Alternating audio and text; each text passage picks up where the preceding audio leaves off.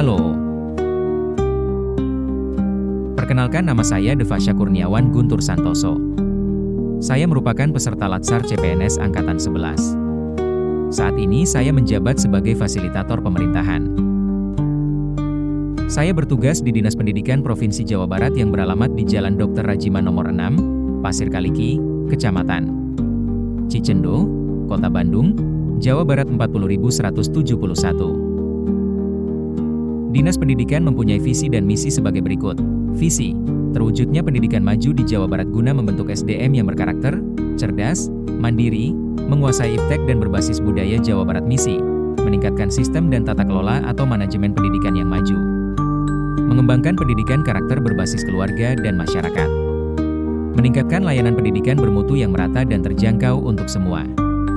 Meningkatkan layanan pendidikan berbasis kewirausahaan dan produksi. Meningkatkan layanan pendidikan untuk pembiasaan dan penguasaan iptek. Mengembangkan layanan pendidikan berbasis budaya Jawa Barat. Struktur organisasi Dinas Pendidikan Provinsi Jawa Barat terdiri dari Kepala Dinas, Sekretaris Dinas, Subbagian Tata Usaha.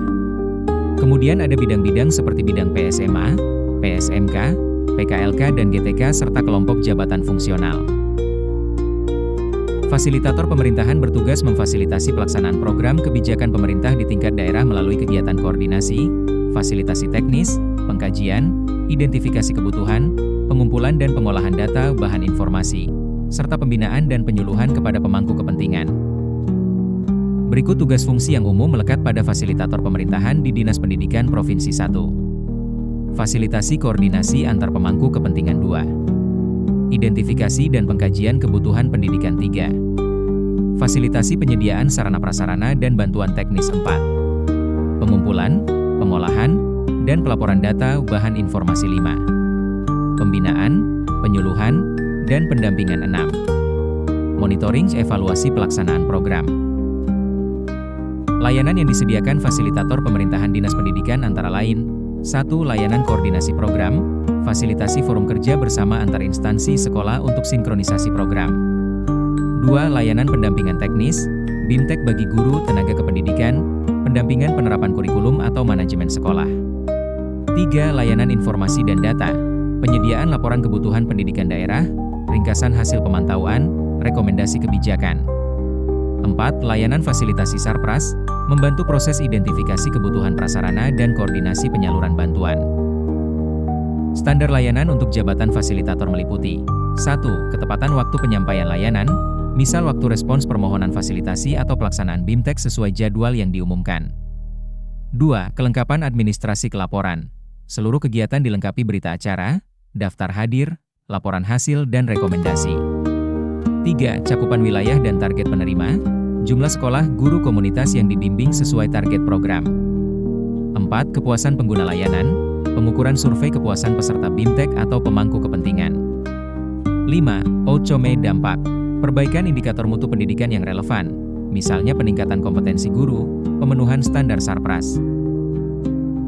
Dinas Pendidikan Provinsi Jawa Barat memiliki tugas pokok tujuan strategis terkait peningkatan mutu, pemerataan layanan, dan penjaminan mutu pendidikan di wilayah provinsi. Tugas fasilitator pemerintahan berkaitan langsung dengan pencapaian tujuan-tujuan tersebut melalui cara-cara berikut. 1. Meningkatkan implementasi kebijakan. 2. Memperbaiki kualitas layanan pendidikan. 3. Mendorong pemerataan akses dan sarana. 4. Menyediakan data dan rekomendasi untuk perencanaan. 5. Monitoring akuntabilitas. Langkah untuk mencapai kinerja yang lebih baik dengan Smart ASN adalah: 1. Mengasah kompetensi dan profesionalisme secara berkelanjutan seperti mengikuti workshop pelatihan, memanfaatkan teknologi dan aplikasi, serta menjunjung tinggi nilai berakhlak. 2. Optimalisasi pelaksanaan tugas fasilitator, seperti menentukan indikator kinerja yang terukur, membangun jejaring komunikasi dengan masyarakat, dan mengumpulkan serta menganalisis data untuk dijadikan bahan pengambilan keputusan. 3. Inovasi dalam pelayanan publik seperti membuat sistem pendataan atau layanan digital dan memanfaatkan media sosial dinas. 4. Monitoring dan evaluasi berkelanjutan seperti menilai pelaksanaan tugas setiap akhir bulan, mengidentifikasi keberhasilan dan area perbaikan.